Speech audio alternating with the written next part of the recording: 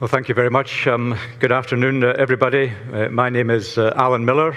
I'm chair of the European Network of National Human Rights Institutions and secretary of the International Coordinating Committee of National Human Rights Institutions. I would like to welcome all of you to this concluding plenary session of this event.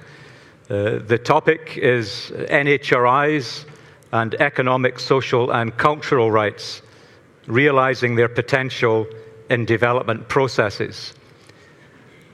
I think all of us will agree that this is a topic that has come of age globally. Over the last couple of days, we have seen that the Sustainable Development Goals are going to, and are indeed already, providing the political momentum for this topic to be taken forward in a practical and effective way. We've also, I think, seen in recent years the growing recognition of the valuable role that national human rights institutions can play, and I would like to thank the European Commission for enabling us to understand that more widely through this event over the last couple of days. And I think we're also seeing the maturing of very strategic relationships among a number of critical actors. The European Commission, the UNDP, the Office of the High Commissioner for Human Rights, ICC, and civil society. And so it's very appropriate that we have for us all this afternoon a panel which reflects many of these interests and dimensions from actors engaged in the development processes. We have four panelists who will each be speaking to you for 5 to 7 minutes, and we'll then have an interactive session with as many comments, questions, answers as we can before we conclude around 3 o'clock, and we'll then move to the concluding remarks by Stavros Lambrinidis, the EU Special Representative for Human Rights. We have one change to the panel that was in the programme. Unfortunately, the first speaker, Elena Valenciano, was unable to join us for last-minute reasons, and we're very fortunate to have Dr. Ko Lak Ti from the Malaysian Human Rights Commission. But I'd first like to introduce to you and invite to come to the podium now Mr. Patrick Kuhlers. Patrick is Director of the Governance and Peacebuilding Cluster, the Bureau for Policy and Programme Support of the UNDP, a very close and valued friend of ICC, and I warmly welcome Patrick to come.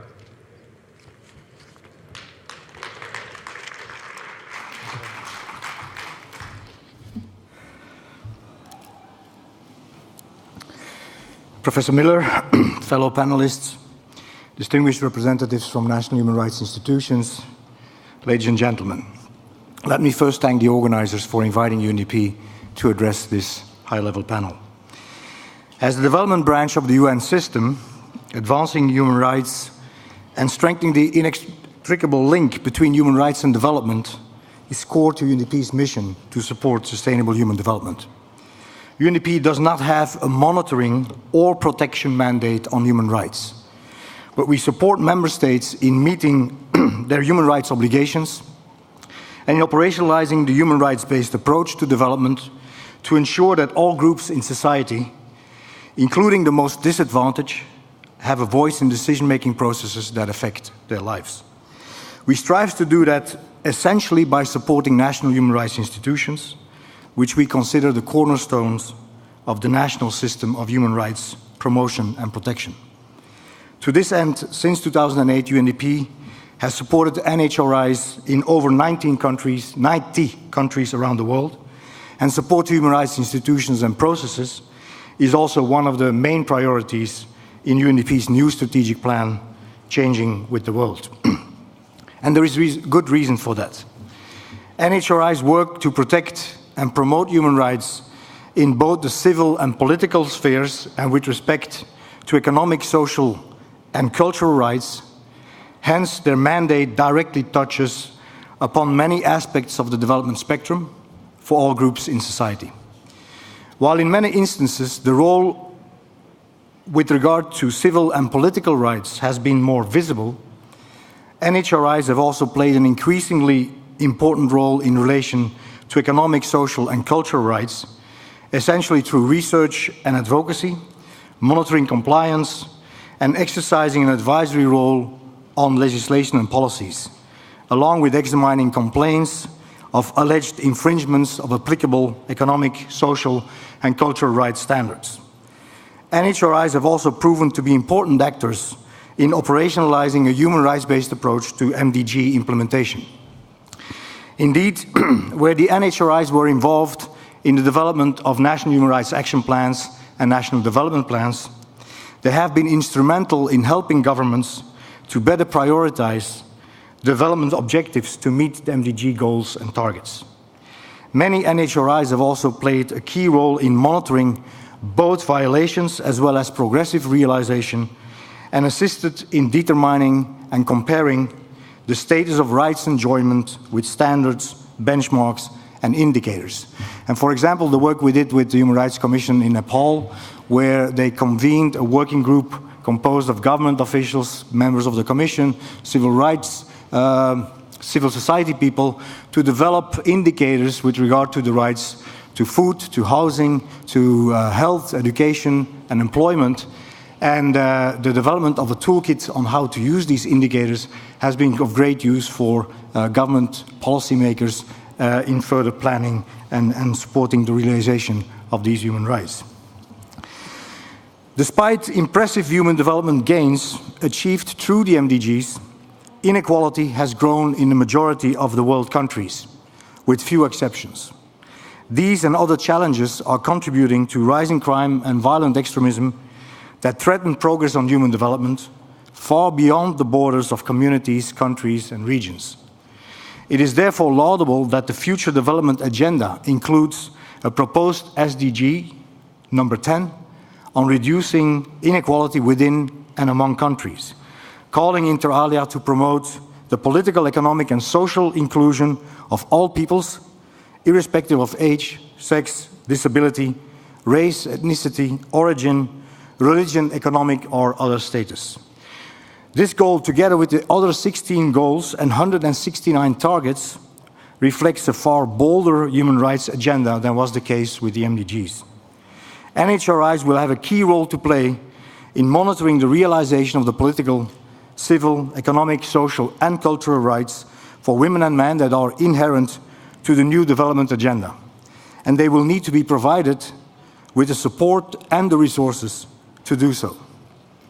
In addition to their pivotal role in advancing the human rights agenda and the human rights-based approach in relation to each individual goal, NHRIs also have an important bridging role, ensuring coordination across government institutions and between government, civil society and the private sector, and linking civil and political rights with economic, social and cultural rights in policy.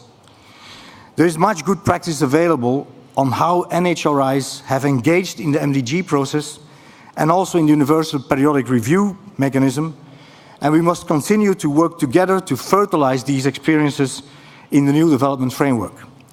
A coherent approach for analyzing the new development agenda from a human rights perspective is necessary, and in this regard, UNDP is proud to continue its support to the International Coordinating Committee of NHRIs, through which the NHRIs will position themselves in the post-2015 development agenda.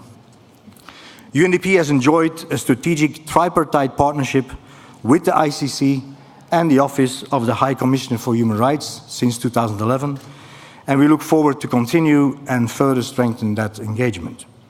Ladies and gentlemen, the post-2015 development goals are an agenda for dignity, for people and planet, for prosperity, for justice and partnerships. There is a great need and opportunity for NHRIs to galvanize their capacity to engage with this agenda and meet the rising expectations of their constituents. UNDP is proud to be able to continue this collaboration with and the support to the NHRIs, and we welcome the prospect of broader partnerships to ensure the optimal use of resources in supporting an ambitious, universal agenda for peace and prosperity. Thank you.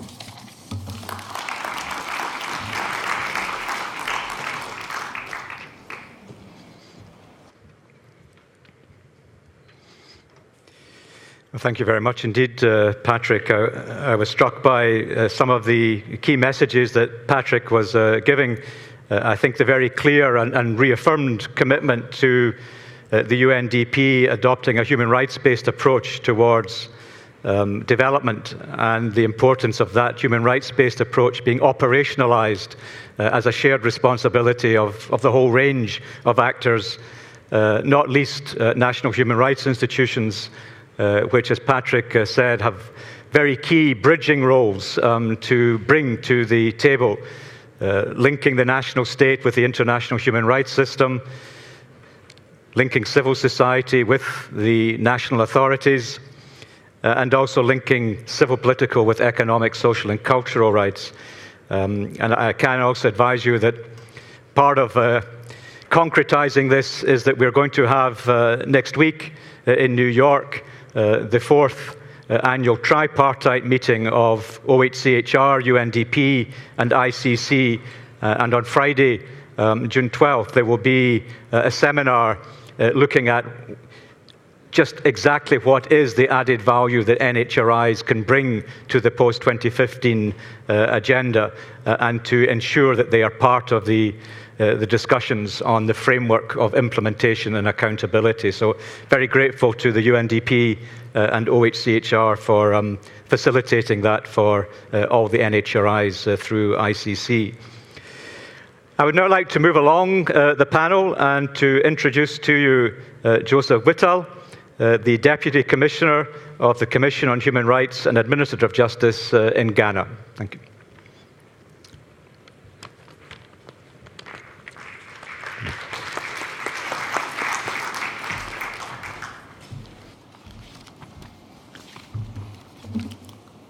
Thank you, Prof. Miller. Thank you, guests.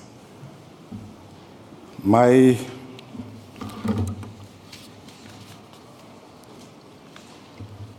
contribution at this panel is to share with you the experiences from Ghana, where I come from. The Ghanaian Commission has been in existence since 1993. And very early on in our existence, we took the position that the indivisibility of rights requires us to have particular attention to economic and social rights. Why?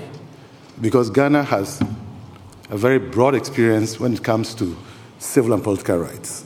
And we thought very early on that the important role we can play as a national human rights institution is to begin to engage in the development process through economic and social rights, holding government accountable, monitoring and researching the social interventions that government takes on.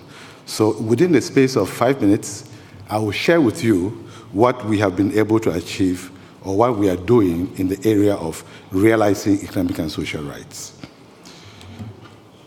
By the way, I also have to introduce to you the fact that the mandate of the Commission is threefold. We are also the Ombudsman and an anti-corruption agency. And so within this space, we still found the need to concentrate on economic and social rights. What has been the experience? The Commission has set up a department, a research department, fully staffed with very competent people, with the purpose of going into the targeted social interventions that the Ghanaian government has put in place to realize its obligations under the International Covenant on Economic and Social Rights. These include the right to education. What is the Ghanaian government doing to realize the right of children to education? In a very politicized and partisan society like we live in Ghana, what the government tells you is not normally believed by the people. So it is very necessary that you have an institution like us who would bring out the evidence and let the people know whether indeed what the government is saying is exactly what is translated in the lives of the people. On the right to education, it's a constitutional right. We have it in the Ghanaian constitution as the free, compulsory, universal basic education. Government has undertaken to provide a broad range of support, interventions in the area of education. How has it done that? It decided to put in a lot of infrastructure. We have, the schools are not many in the Ghanaian society. We even have schools under trees. And so the question is, between governmental rhetoric and what the people should really know, what has it happened? We have monitored over 3 years, from 1994 to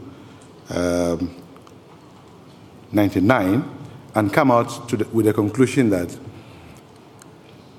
government has actually taken away over 200,000 children living under trees. And we've made that evidence available to the people. And that is an achievement on the part of government. But then we have equally critiqued the areas where it has not done well. That has also been made available for the people to understand what government has done and what our recommendations are. We have gone on to include, even if you have provided infrastructure, what have we done about making sure that the children attend school? The intervention that government put in place is to introduce a capitation grant. Capitation grant is called capitation because it's a way of making sure that an individual child who is put in school is able to stay there. The government is supposed to pay for the school fees. It pays for the uniforms. It also ensures that school bags are made available to the child in order to remain in school. That is what government says. What is the evidence?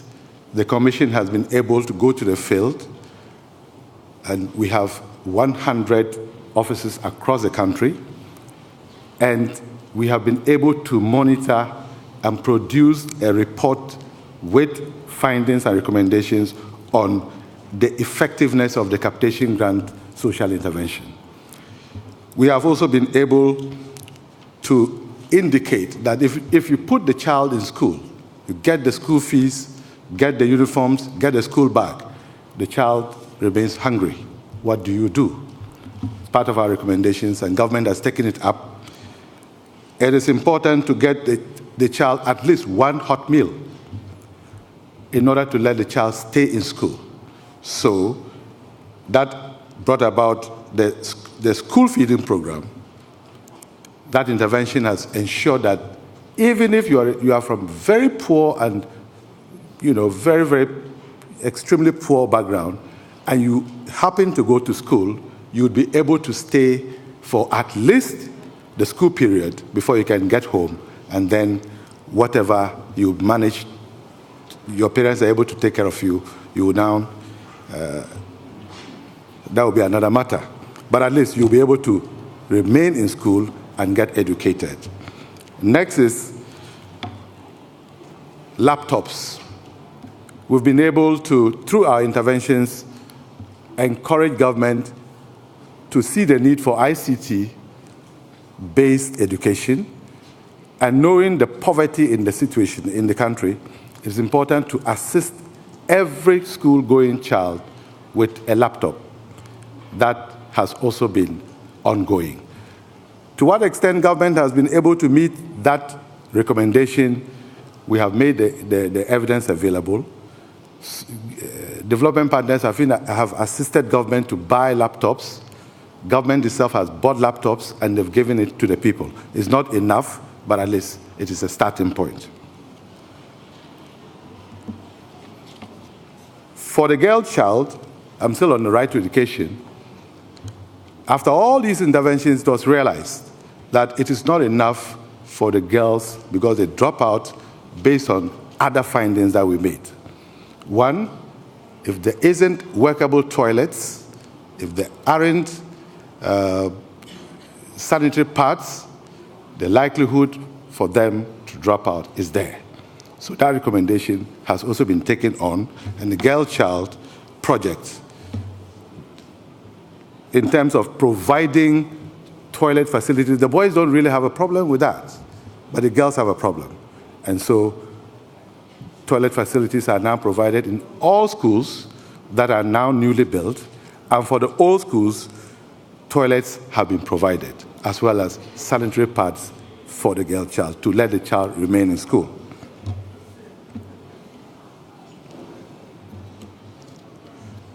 The right to health. We have been able to, through our research and our monitoring reports, influence a number of activities by government in the area of right to health. We have numbers of clinics that are built in the villages. We call them CHIPS compound. I think those who are aware of the phrase would know it, where at least there must be a nurse in that clinic, so that if there is any maternal, if a woman is expecting and she has to give birth, then she will not give birth under circumstances that will be detrimental to her own health as well as the child.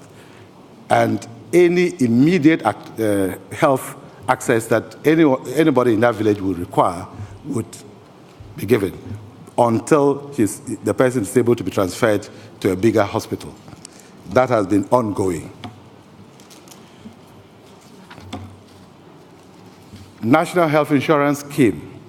That is another project that, through our monitoring and research, we've been able to push government to indicate how it would be able to finance national health insurance. It's about poverty. At the time, or some time ago, there wasn't national health insurance. It was cash and carry. If you are poor and if the facilities are even available to you, how are you going to deliver? How are you going to go and access health?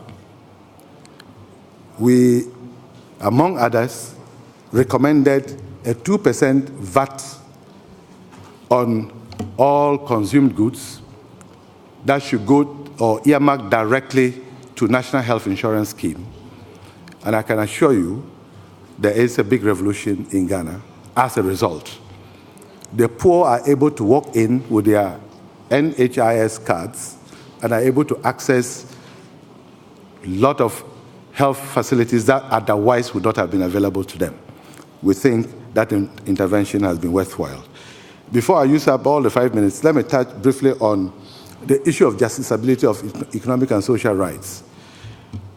We realize that judges by training, until there is clear and express provision on justiciability of economic and social rights, they will go to the normative foundations of ESCRs that would indicate that they are not justiciable. So we trained them. We got experts who came and trained the judges using provisions under the Ghanaian Constitution that allows for importation of norms beyond our Constitution and beyond the international covenants that we have signed onto, to let them begin to see economic and social rights as justiciable. Finally, unfortunately, a seminal case came before the Supreme Court, and we joined in as amicus curiae. We also got jurisprudence on South Africa for lawyers who are interested in public interest litigation, as well as India.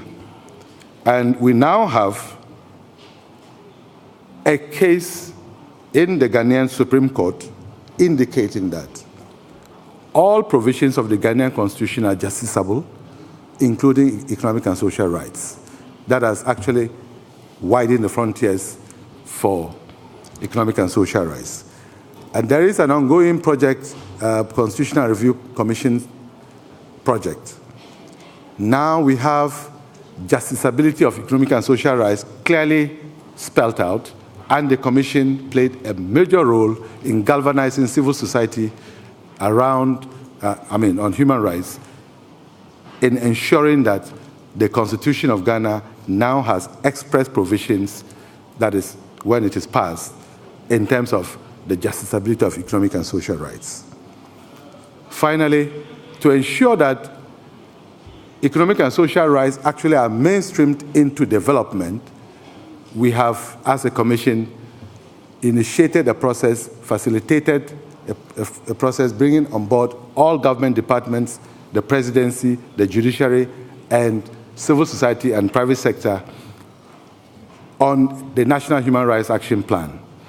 We expect that at the end of the day, presently we are at the stage where we have completed the baseline study, the report is available, and we are waiting for the opportunity for the Sustainable Development Goals to finalize, and we will know how to mainstream them into the action plan, which we are virtually ready to roll out.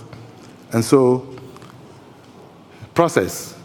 In order to make sure that every recommendation, every finding that we make on economic and social rights has the impact that it should have, on the 10th of December every year, we come out with the State of Human Rights report, and that details all rights, but including what government is doing and is not doing well on economic and social rights, and our recommendations. Normally well attended by development partners, international bodies, the media, among others. Simultaneously, we also we send the report to Parliament, and then it becomes the talk of the week or the month, taking out key findings and recommendations, not only on economic and social rights, but on all rights that we have been able to touch on. We think we can do more. We're waiting for the Sustainable Development Goals to operationalize, and we hope we will now go beyond the shadowy existence of economic and social rights using the Sustainable Development Goals, given the start that we have already got. I thank you so much for listening.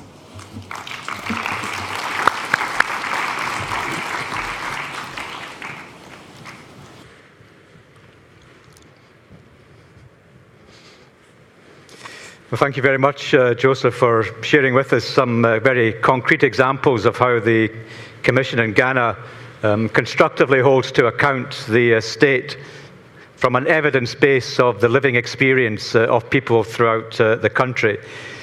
I would now like to invite the third speaker, Mr. Abdjalil Bedoui, who is a member of the Steering Committee of the Tunisian Forum for Economic and Social Rights, which is a member of FIDIASH. Thank you.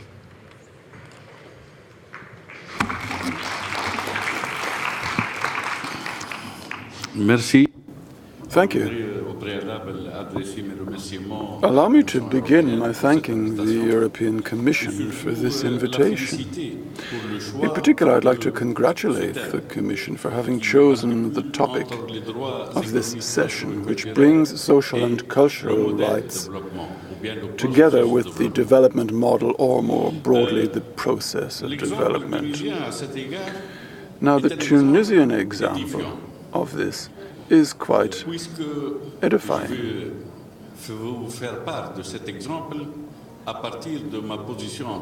I would like to share this example with you. As a former president of an NGO, which was called the Tunisian Forum for Economic and Social Rights. The example I wish to share with you is useful, and I think it's relevant to our debate, to the extent that it involves a country which has seen an increase in social movements over the past 15 years.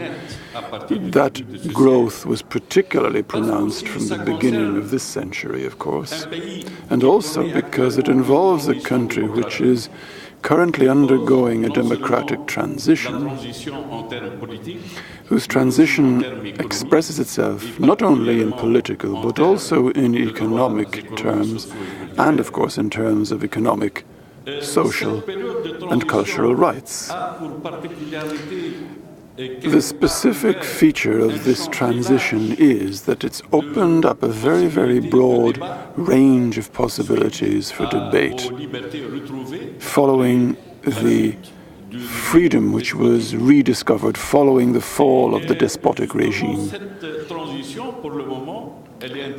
Currently, this transition is particularly interesting because of the imbalance inherent in it. Right now, more than 4 years after the beginning of the Tunisian revolution, the debate is centered mainly upon the political dimension, to the detriment of the economic dimension. And it's in this context that the Tunisian Forum for Economic and Social Rights was created. It was set up in May of 2011, a few months after the beginning of the revolution, but its creation benefited from the militant experience, if you like, of the founders. They had learned from the expansion I mentioned of social movements going right back to the beginning of this century. So this experience accumulated by the founders of the Forum allowed the Forum to get off the ground with a significant punching power from the beginning. It was able to organize a range of events. To mention one or two, well, more specifically, there was the World Social Forum, which was organized twice. It was the Tunisian Forum, which coordinated the steering work for this global forum. And that was in 2013. And once again, this year in 2015. So this experience predisposed our forum to play a key role in organizing the events, which are not at all easy to organize. And obviously this is a major challenge for such a young organization. Moving on now to the challenges, the obstacles, which we are faced with, and perhaps bringing to bear the experience of the Tunisian Forum in this. As I said, although the transition centers upon the political dimension, it is obviously still and increasingly relevant for the social movements, which are constantly attempting to raise the issue of the pressing social and economic problems, which obviously are intimately linked to the rights in this domain.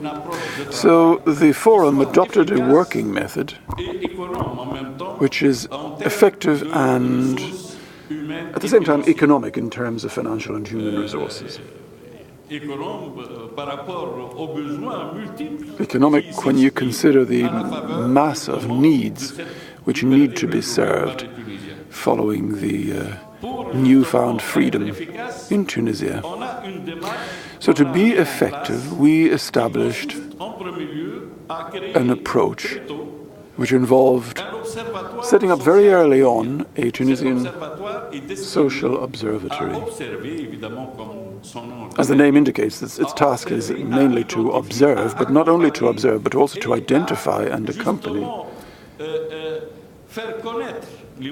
as well as disseminate information on social movements by means of regular press conferences and by means of the publication on a monthly basis of a news bulletin which attempts to identify and analyze these social movements with a view to establishing priorities, as well as identifying change within the social movements. So that's the first step in our work. Secondly, on the basis of these priorities, We had to identify the priorities for our work and the following steps. Having identified priority problems, we have studies, inquiries, workshops held to tackle these problems and to attempt to identify proposals, solutions, or indeed alternatives, sometimes quite radical. So once all of this has been examined and studied, information and training seminars are organized with a credible basis. Our aim, after all, is to take Tunisian social or civil society and move them from protesting and opposing to a phase where they are active, they are actors able to propose and initiate.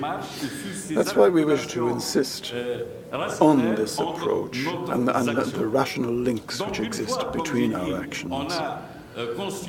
So as I've said, once we established our proposals, our alternatives and so on, we carry out a whole series of activities to inform the public, to raise awareness among the general public, and to mobilize the public around solutions which we have identified thanks to the various studies, inquiries, and internal debates we've had between the main stakeholders in civil society. In other words, various non-governmental organizations, civil groupings, other types of association, and trade union movements. Subsequently, once we've had this mobilization, we establish a pressure group, or a lobby group, if you like, which can lobby the various elements in the decision-making chain. So this is the rational planning and programming phase. At the same time, we've also got a number of imperatives and indeed imponderables which one cannot predict, because in any democratic transition there are a lot of reforms underway. Reforms to the investment code, reforms to the taxation system, reform of the financial system, reform in the system with regard to competition, prices, the educational system. In each case, we are addressed by a lot of organizations in civil society, calling upon us to adopt a position and to provide input to civil society to make their positions more credible. And the third main segment of our work, which is a major challenge for us, is the problem of the economic development model we choose. Based on our experience, we have found that if we look at the current economic development model which applies, it makes it very, very difficult to organize and ensure respect of and protection of human rights. That's why we've launched an exercise, often with our partners in the Maghreb region. Often we've included other partners in Northern Africa. For example, Egypt is involved in this debate with a view to a possible alternative model of economic development which can incorporate human rights. This is a matter of some urgency because the current model has shown its limits. I think the social movements and the massive level of revolt following the removal of the despot in 2011, all of this showed that this model has failed, because people will not rise up if they feel that a particular model offers them adequate economic and social rights. However, the current model gives rise to problems such as social inequality, regional inequalities. All of these aspects are the product of a model which has failed. It's not just a model which hasn't lived up to its expectations, but which has been failing, in particular because of the many types of dumping which have been evident over the past few years: social, commercial, fiscal, monetary dumping, and so on. All of these represent very, very costly policy choices, very exhausting policy choices for all players as well. The state loses in terms of revenue. Businesses are faced with price competition, basically putting pressure on costs. And of course, households are faced with unstable employment conditions and precarity in all its facets, as well as the degradation in collective services, including in particular education, and the increase in Tunisia in the level of school dropouts and the implications for health and so on. So the model does need to be reconsidered with a view to ensuring that the expectations of the social model, of the social groupings, can be met. Secondly, it would seem that we have more or less unanimity among all the various groupings in feeling that we need to rethink the economic model we've got. That applies to all the NGOs, it applies to the trades unions and even the political parties in power. So I would say that there's a convergence across all the types of stakeholders within Tunisia. It's indispensable that we have a model because the reforms are heading off in all directions at the moment. There would not seem to be any evidence of a level of cohesion or complementarity among the reforms because of the absence of a general framework, the absence of clear pointers or markers or strategic choices which could give rise to such a coherence. And finally, and equally importantly, the model we've got for the moment would seem to be totally at variance with the current constitutional acquis. And that applies to what we've achieved in terms of human rights as well, because the constitutional acquis tends to be quite generous in calling for solidarity and implying a certain level of commitment from the state to respect and protect and implement human rights. But we've got a model instead which is based on the logic of the market, which invades all parts of our lives: water supply, education, health, everything. A model which brings with it a culture of selfishness and individualism, and which calls upon the state to stay out of things. All of this basically means that the constitutional and political achievements so far are called into question by this model, which is at variance with them.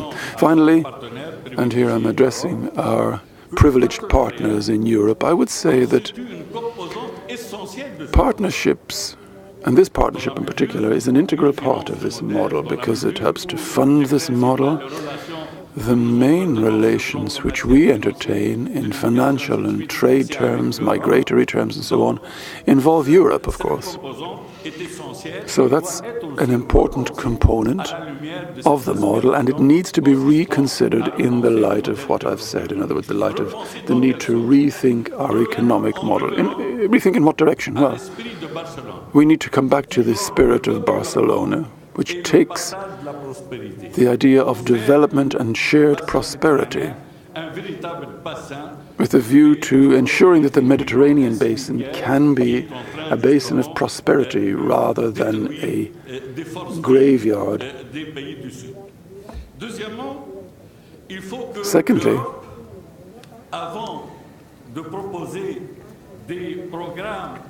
Before proposing programs and ideas with the view to accelerating and intensifying our partnerships, I think the EU needs to take a time out to evaluate experience so far and what that has been based on a human rights-based approach rather than based on a mercantilist, economist or security approach only. And thirdly, whenever a program is to be funded or a reform is to be funded, there needs to be a prior evaluation of the impact of this reform on economic and social rights, so that the course can be corrected and so that our cooperation can make sense in human terms. And finally, the EU needs to facilitate the contribution of civil society to an alternative economic model and should not in any way be an obstacle to seeking out this alternative model, to the extent that the current model serves the interests of Europe rather than the countries of the South, because of the asymmetric nature of the relations between the North and the South. And finally, one could also imagine specific mechanisms allowing the EU to ensure that civil society on both sides of the Mediterranean is better interlinked, so that you have a genuine rapprochement between the peoples and cultures across both sides to favor the emergence of a model which ensures development and shared prosperity. Thank you.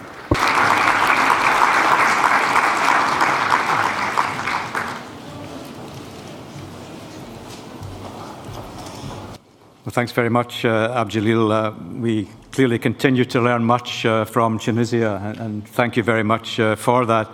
I was very interested to learn of the Social Observatory initiative that has been discussed, how it attempts to identify how to make progress.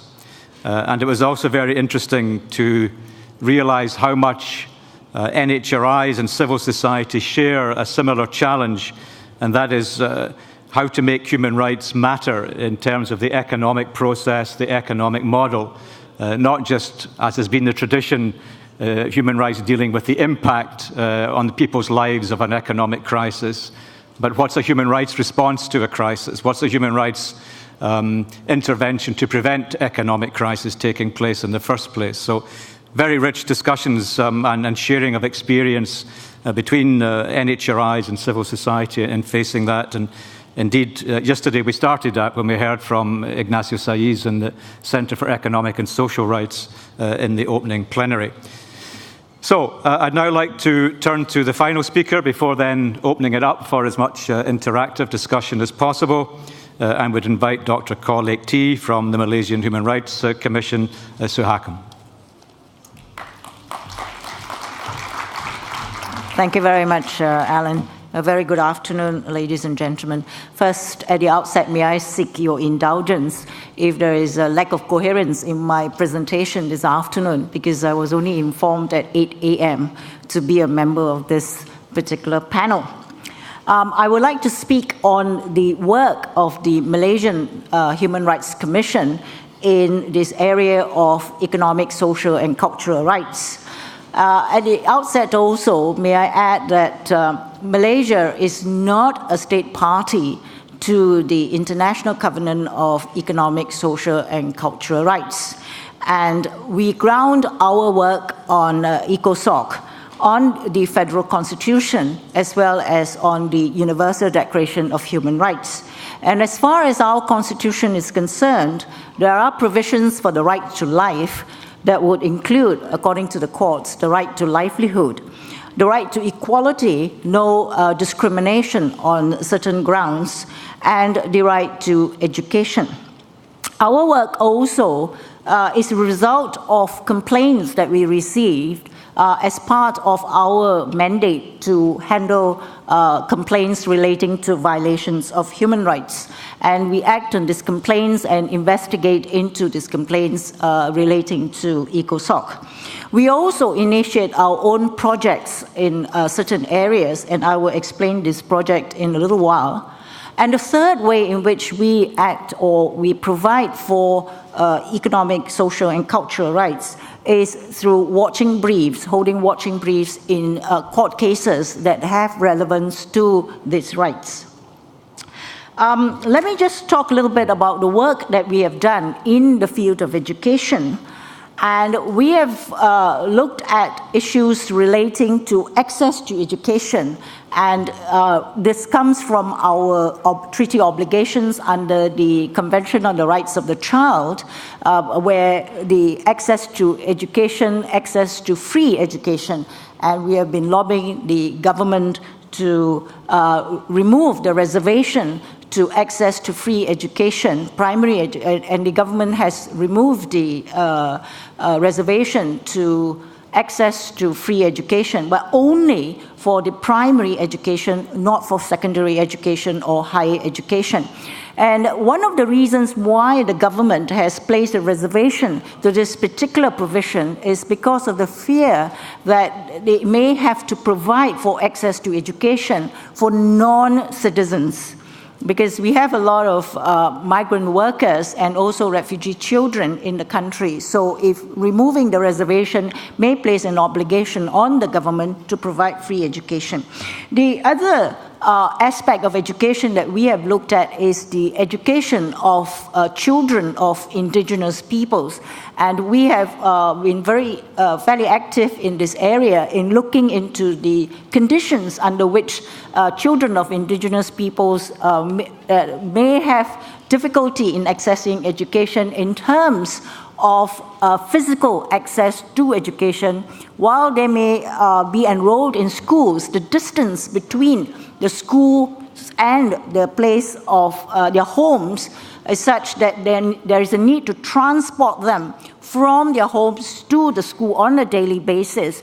And this depends very much on the availability of transport, vehicular transport to the school.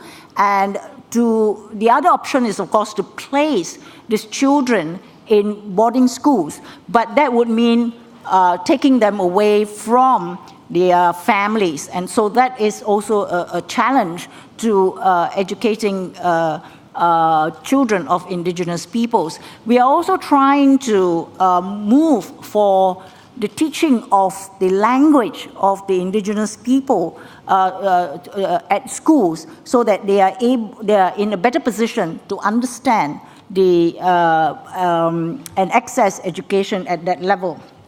We have also started to look at the access to education for children with learning disabilities. I think the government has done a fairly good job in providing education for children suffering from various disabilities such as hearing, those who are physically disabled, the way they treat these children with disabilities. But with respect to children with learning disabilities, I think a lot more needs to be done. And the Commission has actually done work on children with learning disabilities, and we are hoping to publish the report soon this year on the challenges faced by children with learning disabilities, as well as the parents of children with learning disabilities. We also look at the education needs of migrant children, and this is where this is a huge challenge. What we have done is we have written to the government to allow NGOs or even corporations to support access to education for migrant as well as refugee children. In the area of health, what we have done is we have looked into health issues relating to workers, health and safety issues in the workplace, and we have received complaints of workers who have been injured in workplaces and the lack of safety measures in workplaces. We also have received complaints from migrant workers, but one of the main projects that we are working on and in the process of completing is looking into health conditions in prisons. And we look at the conditions not only of the inmates of prisons, but also on the officers, the workers who are in the prison, and to examine whether the conditions meet the requirements for the right to health. And we hope to be able to present our findings and our recommendations sometime this year on the prison conditions. We feel that the prison conditions may have some impact on how prisoners are treated or detainees are treated, and that's why we are looking into this particular project. We have also embarked on this project because of the visits that the Commission made to prisons and looking into the conditions of prison, and we felt that much more can be done to improve the conditions, and that's why we have embarked on this particular project.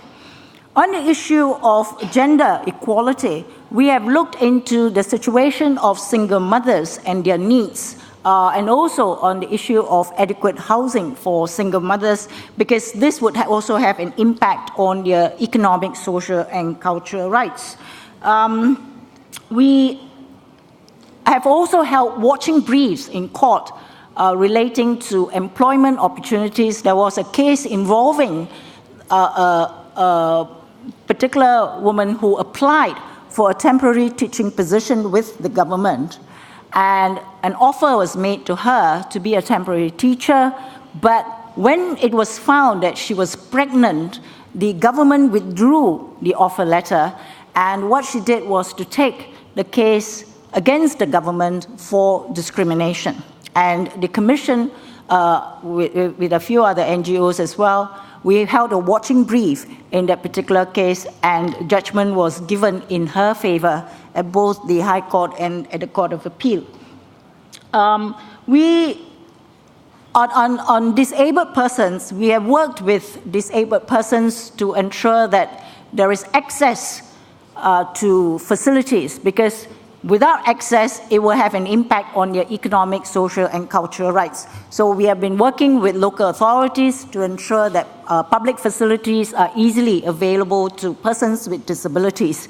And much more work needs to be done because I think if we think about this, able persons are not able to empathize with disabled persons when it comes to access to facilities. So if we are not disabled, we have no idea how difficult it is for a disabled person to say, go to a toilet that is not designed in such a way that is accessible for them. Even a small step can pose an obstacle and a challenge to a person with disability. So we try and create this awareness. I remember at one forum where I mentioned this particular aspect, and a member of the staff of the local government, local council, actually stood up and said that she had no idea how difficult it was for a disabled person to access these facilities, and that she would bring this back to the office to actually look at it afresh at this issue of accessibility where the local government is concerned, because it is their function to approve plans, building plans. So they have at their disposal the ability to actually change things. But unless and until they are able to appreciate the difficulties that disabled persons face, they will not be able to bring about any changes. So this is part of the education process of the Commission. The Commission has also worked on rights of older persons, and most of us will think, what rights of older persons? They have already enjoyed their lives, go and just retire somewhere and enjoy the rest of their lives, the sunset lives. But I think it depends on how you define who an older person is. I think if you define an older person as 60 and above, I think we are all still quite young. And this group of people can still enjoy their economic and social and cultural rights. If not economic, then the social and cultural rights. So we are also looking into the rights of older persons. May I also mention here that the Commission also worked on a national inquiry on the rights of indigenous peoples to the land. And while this is with respect to the land, this has impact on their economic and social cultural rights, land being so central to indigenous peoples. So this some examples of the work that we have been doing. And how do we report on the work that we have been doing? One of the things, of course, that we do as part of our treaty obligations is to report to the treaty bodies. Unfortunately, my country has not been very diligent in submitting state reports, but as a Commission, we have been submitting the state reports, not as a shadow report because the state has not submitted the report, but we submit our reports to CEDAW, CRC, and CRPD.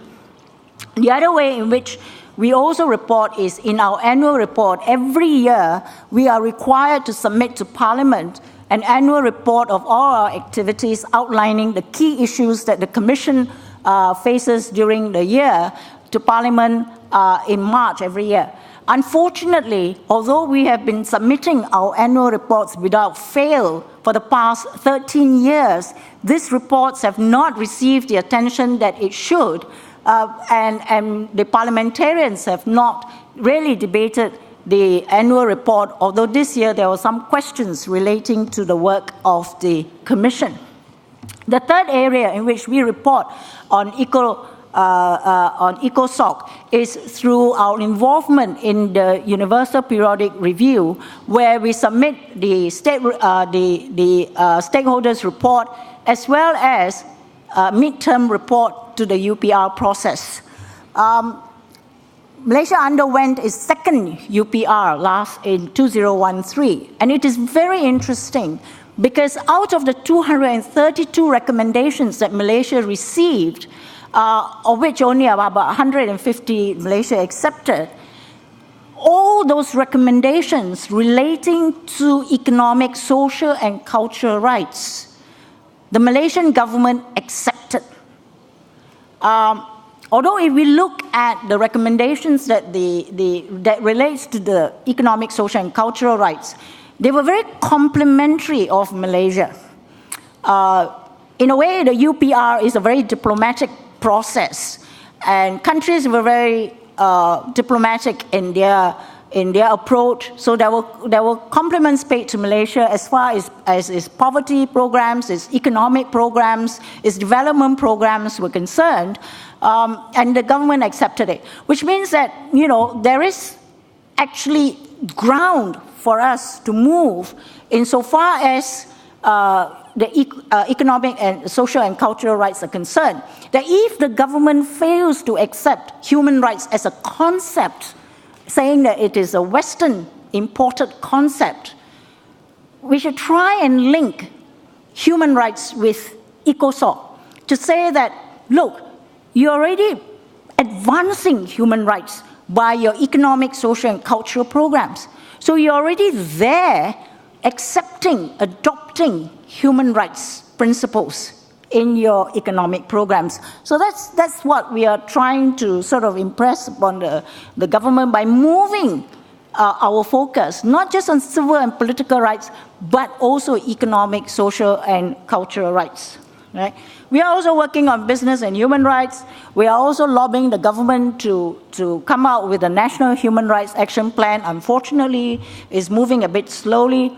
And last but not least, may I mention that we were also trying to get ourselves involved in the 11th Malaysia Plan, which is a 5-year plan that the Malaysian government comes up with. We wanted to be part of the process of developing this development plan for the country for the next 5 years from 2016. Unfortunately, we were not able to get into the picture. I think somewhat when I heard about how MDG and SDG and how the human rights aspects are now only beginning to be included, I find that very interesting because that is what we are trying to do as far as the Malaysian plan is concerned in Malaysia. Right? With those few words, thank you very much for your kind attention.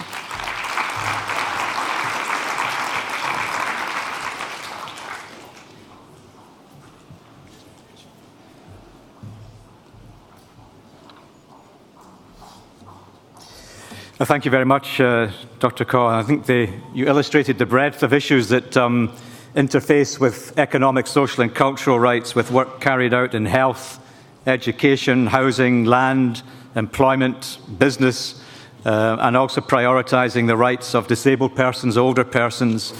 And I was struck by what you said about the attention given to prison officers, because I think many of us in the NHRI share that experience, that unless there is workforce development and they are provided with sufficient human rights training and their conditions are as they should be, then health workers, teachers or whatever, they're not going to buy into and deliver the human rights culture that Parliament might expect when they pass legislation, expecting things to happen, but without paying enough attention to those at the front line who have to deliver those public services. So, thanks very much to all of the panelists. It's now open to yourselves for comments, questions, and any answers I'll then take from the panel after I've heard maybe 3-4 questions. So.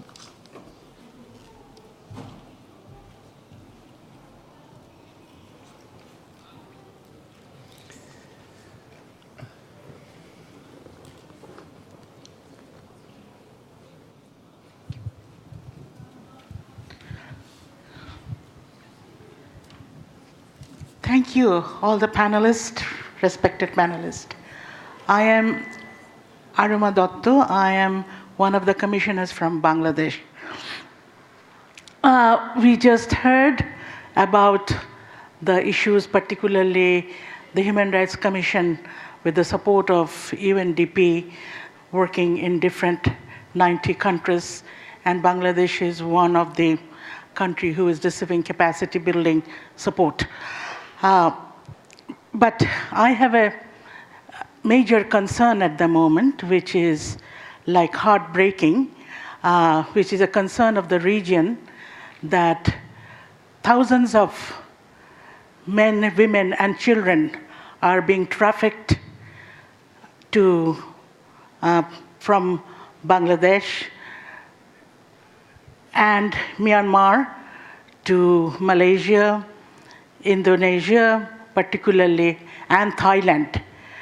And there have been, hundreds of mass graves have been dug, and these innocent laborers who are trying to, survive for their livelihood are being killed, raped, and thrown into the sea.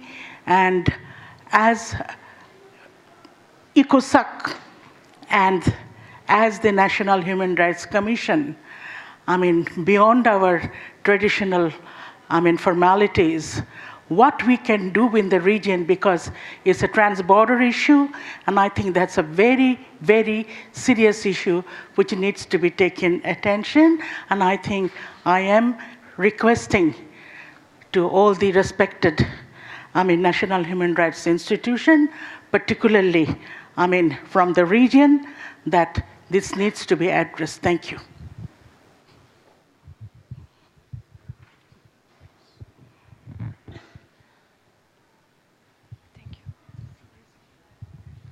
Thank you very much. I'm Dr. Salam Al-Khafaji from the Iraq High Commission for Human Rights. I support the ladies' compliment very much, because the same thing is happening in Iraq, where we have a large number of IDPs, and we have many persons have left Iraq because of this ISIL attacks inside Iraq. This is firstly. Secondly, I also we have this. I'm suspecting about how could the officers of the prison will be changed with these trainings. We have in Iraq, we have seen that the military, when you give them these trainings, they have been affected under the rule. Some of them have been changed, but the officers of the prisons, I doubt there's a big change. So how could we reach these results? Thank you. Thank you very much. And one more hand, and then I'm going to go to the panel to respond. Yes, sure. Muchas gracias. Ramiro Rivadeneira, Defensor del Pueblo Ecuador. Saludo las exposiciones de los panelistas. Me hubiese gustado escuchar un poco más de experiencia acerca de la justiciabilidad de los derechos económicos, sociales y culturales. Economic, social, and cultural rights, which are at issue here. There's a protocol regarding those rights. It entered into force some few years ago. There are many countries that have ratified this protocol, which is not compulsory. I draw your attention to the fact that it allows for individual petitions to be made to the commissions for human rights. I'd like to know your opinion about the protocol. With your background, in your contexts, do you think the protocol can help in defending individuals whose human rights are violated? Thank you. Well, thank you very much. We have very good questions from Bangladesh, Iraq, and a colleague from Ecuador. I'm going to ask whichever panelist feels they want to answer any or all of these questions to do so, but just to take 1 minute to do so, because we really are pressed for time. We have Stavros Lambrinidis, the EU Special Representative, who wants to make a few remarks to us before we have to be out of here by 3 o'clock. So I invite any of the panelists, if you want to address very, very briefly any of these 3 questions.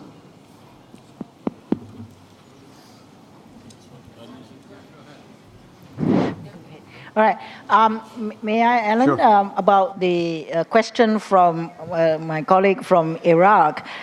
Good question about how training for prisoners is going to change, for prison officials is going to change them. We do training for police, we do training for immigration officers, we also do training for prison authorities, and I think you are right in saying, and being a former lecturer, I know what will happen in here and out there when you get out after the examination. So similarly, it might just happen in this particular case. But what we do in this particular project is not training as such. We look into their working conditions. So we look into the conditions relating to their health, for instance, like they are exposed to various ailments with prisoners coming in, their contact with prisoners, they are exposed to scabies, they are exposed to airborne diseases, and so on. So we try and sort of look into those aspects and see what we can do, not only for the health of the prisoners, but also the health of the officials, their working conditions. So we are hoping that if we change or bring about recommendations for their changing conditions, they might be more amenable to looking into this. Hopefully, it will work in that sense. Right? I'm not sure whether the rest wants to answer. I think I'm used up my 1 minute.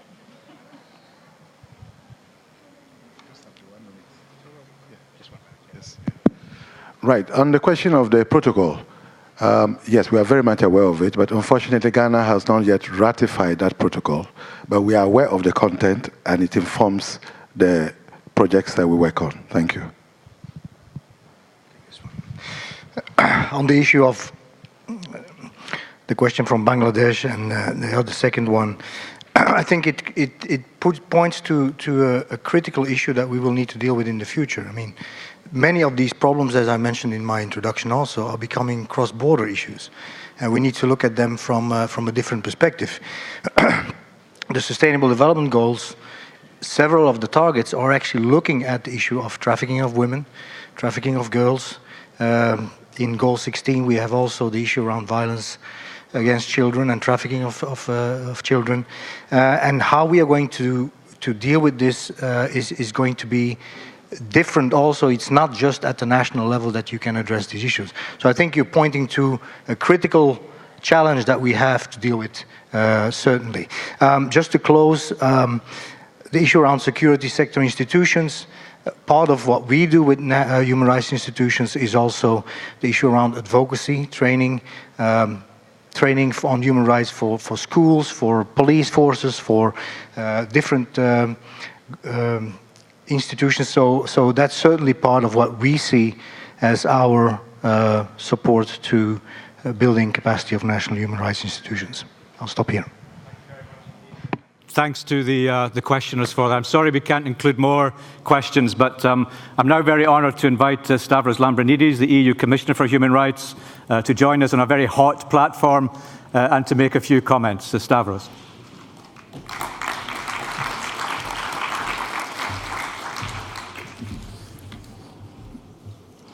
Hello, dear friends. It's great to be here, and great to be here in your presence as well, from the UN, from national human rights institutions. Let me use this opportunity to congratulate the European Commission and DevCo and the External Action Service for organizing this magnificent event with the presence of so many national human rights institutions from around the world. In one of my trips recently, in a country in Africa, I was having extensive discussions. It was a difficult visit. There were a number of human rights that were being challenged. And at some point, one of my interlocutors said, look, we understand the issue of freedom of expression. We also understand discussing issues such as privacy and the internet and what have you. But the fact is that in our country, many people don't have shelter and they don't have food. Now, what is the European Union doing about those rights? They asked me. And I was glad that they did, because indeed, sometimes the European Union gives the impression that we talk simply about civil and political rights, and that we ignore the rest. We do not. The EU is about 10% of the world's population. The EU is about 20% of the world's economy. And the EU is about 55% of the total development aid given around the world every year. 10% population, 20% economy, but 55% of development aid. And what is development aid if not human rights aid extraordinaire? If it is applied correctly, if it builds schools and it builds hospitals and it gets girls into those schools and empowers them to then become active and productive and free members of a society. I am proud of that record. But as proud as I am, I recognize that anything that the EU does worldwide is a drop in the bucket, really, both symbolically and practically, compared to what national human rights institutions can do to promote human rights in every particular corner and country in the world. That is where the battle for human rights is being waged, really. And it is the courage and the independence and the technical capacities and the political will, although they're not politicians, of members of national human rights institutions that can really make a difference. They do monitor governments in the application of human rights. They do have studies and technical expertise governments often do not have to advise on how human rights should be applied. They do bridge the huge gap that sometimes exists between governments and civil society in every country. A gap that, if left unbridged, almost guarantees that human rights, including economic, social, cultural rights, will never, ever, ever be truly applied. They do have powers often, if they're truly independent and truly under the Paris Principles, to investigate individual cases that come to them, to approach the government and to approach the courts and to bring these cases to the fore, to speak for those individuals. It is because of that that the European Union's support so much is focused as well on national human rights institutions around the world and the spirit of partnership and cooperation that guides our mutual relations with different countries. And it will continue. Human rights cannot be imposed from the outside. No government, no international organization will enter a country and impose them. Human rights will only take root, serious root in any country if they become the ownership of the people of the country. The ownership of governments, the ownership of civil society, the ownership of everyone. And that is the power of national human rights institutions. Now, another point I'd like to make is that human rights are the responsibility of governments. They belong to each individual separately, to all of us collectively, and it is governments that must apply them, protect them. This is why national human rights institutions must be able to talk to governments and must be able to be listened to governments, by governments. A couple of members of national human rights institutions mentioned the reports that they issue. Sometimes they're extremely difficult to do, extremely complicated. It is an achievement in itself if a national human rights institution is allowed the independence and the funding and the personnel to have a report out that is significant. But all this can become irrelevant unless a government feels the obligation to read the report and to apply it. I am not saying that a government has to agree with any recommendation that comes out. Obviously, a government has a right to disagree as well. But they cannot ignore those reports. They cannot not apply them. They cannot not engage in a discussion with national human rights institutions, with civil society explaining their position. Because if they do ignore, if they don't apply, not only do they violate human rights, but they're making a mockery of this system that we're trying to put in place around the world. A system where individuals have powers to monitor their governments. And I'm deeply concerned, including in the trend that human rights takes around the world often these days, that some governments believe that it is their role to monitor the thoughts, the actions of their citizens on their daily basis, and not the citizens' role to monitor the thoughts and the actions of a government on a daily basis. It is the citizens who monitor the governments, not the governments who monitor the citizens. And if you're going to go there, you're flipping democracy on its head. Now, when I say human rights, I mean all rights. They are interdependent. We talk about this a lot, but it's hugely important. I mentioned before building schools and building hospitals and having clean water and a decent environment and housing. Can you really have those when a government is corrupt? Can you really have those when the little money that exists in any society gets funneled for things that are entirely unrelated to the interests of the people? Does it matter for economic, social, cultural rights for a government not to be corrupt? Can you really get those rights enforced if judiciaries are not independent and corrupt?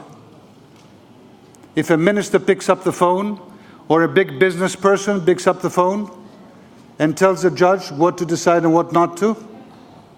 When a company pollutes the environment or grabs land?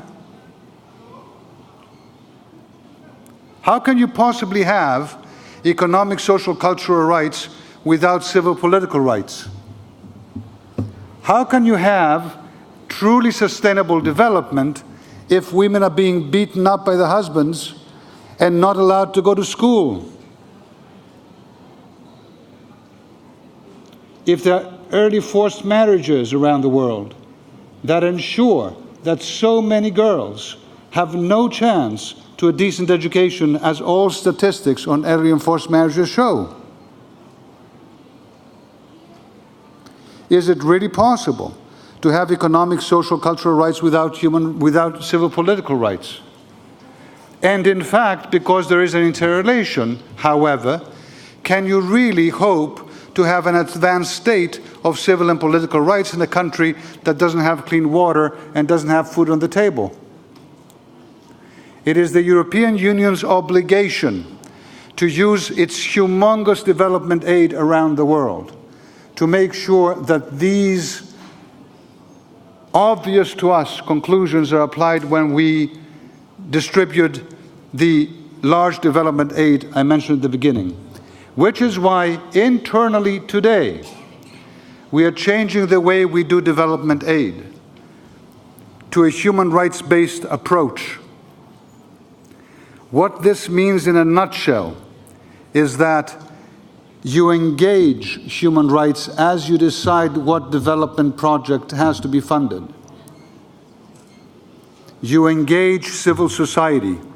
You engage everyone involved to make sure that what you're trying to build or to fund actually makes sense in and of itself. And then you also try, with all means you have, to monitor whether or not what you created, what you funded, has resulted in an improvement of human rights or, in the worst case scenario, in a deterioration of human rights. We do not believe, in other words, that it is possible to talk about development without beforehand integrating human rights in the projects and without afterwards monitoring how human rights have been affected. In another country I went to recently, I was taken to a hospital. It was impressive. And it was built largely through EU funding. And I was deeply proud. Until some people I met in a meeting later told me that that hospital was built in a part of town and so extremely well that it was so expensive that only the rich people in the country could really afford to go to it. It is precisely that kind of planning, looking at human rights before, looking at the effects after, that the EU will be spending so much more emphasis on. And it is precisely this connection between human rights and development that must be, is at this stage to a serious extent, and should be retained as the focus of the post-2015 Sustainable Development Goals. And this is something as well that the European Union will be supporting everyone around the world who shares that same goal and the same value. Now, finally, friends, the representative from Malaysia mentioned before this argument. I would argue the red herring that often gets brought up in some discussions around the world on human rights not really being everyone's rights, of representing some values against other values, the West's values versus others. This is an argument that is extremely dangerous and extremely wrong. And frankly, to me and to everyone in this room who has fought for human rights, deeply offensive. Human rights, I submit to you, have never been, ever been, a battle between different cultures, or different religions, or different ethnicities, or different countries, or different regions. Human rights have always been the universal language of the powerless in any culture, in any religion, in any society, against the cultural relativism of the powerful.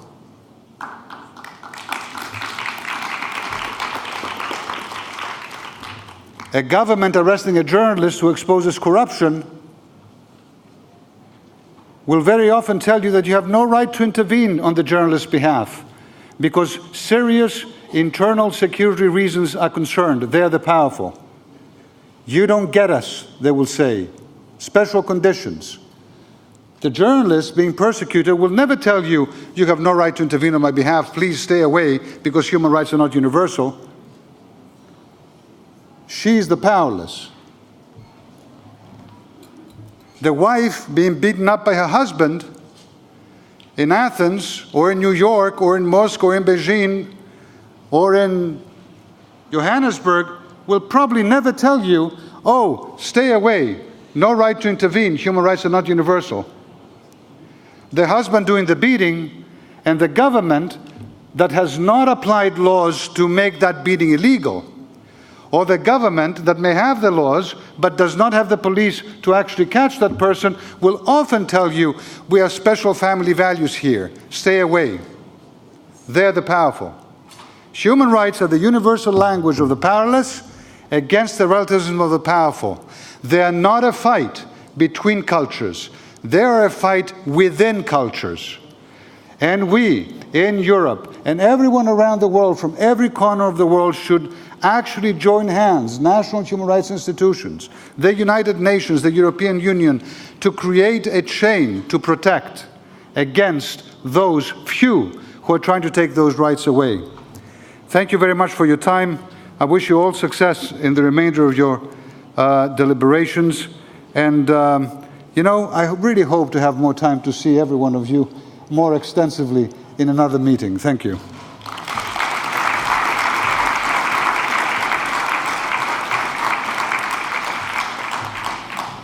Well, thank you very much indeed for, I think we all appreciate a very moving intervention, Stavros. The last 2 days have been extremely successful. I would like to thank the European Commission for facilitating them. It's another important step in what is a critical strategic relationship between the European Commission and ICC. The support politically and in resource terms that the Commission is providing NHRIs around the world is critical at this time. So thank you very much to all those who have cooperated to make this as successful as it can be. I just have one very short practical announcement for the NHRI representatives who are attending the NHRI working dinner tonight. Please meet for the bus transport in the NHRI lounge at 6 o'clock. Thank you very much. It's a working dinner. It's very important that you all attend. And can I ask you just to show your appreciation of the panelists? This is a very, very hot platform. Thanks very much.